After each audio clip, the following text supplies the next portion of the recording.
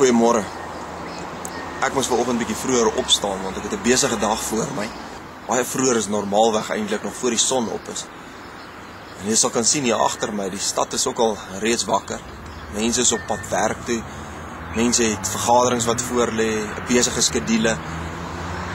Die verkeersknoop gaan waarskynlik so oor 'n halfuur agter my begin. Dis die normale tyd.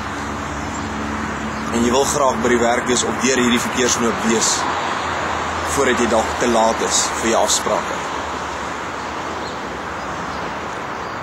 En so het elkeen van ons 'n klomp dinge wat ons op 'n dag moet doen. En daar's net soveel tyd waar binne ons dit kan doen. Party van ons het vergaderings, afsprake. Party van ons het moeiliker goed wat voor ons lê. My een vriend se broer se begrafnis is vandag. En dit is vir hom baie swaar. Waarskynlik voel hy baie soos ek en jy baie keer, dat hierdie dag net te veel gaan word vir ons. Maar wat staan ons dan te doen? Ons kyk na die woord van God. Markus 1 vers 35 staan daar, wat doen Jesus in sulke situasies? Hy het die oggend baie vroeg opgestaan, homself afgesonder en gaan bid. En hy doen dit ook voor sy kruisiging, voor sy gevangeneming.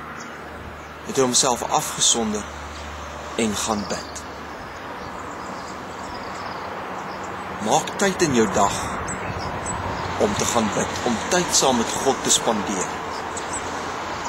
Ja, mens ontvang nie altyd antwoorde nie.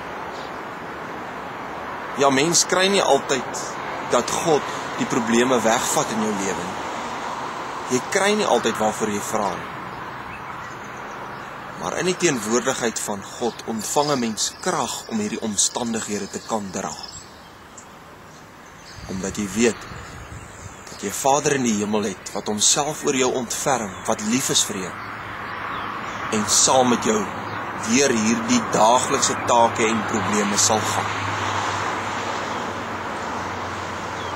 Ruim tyd in om saam met God te spandeer.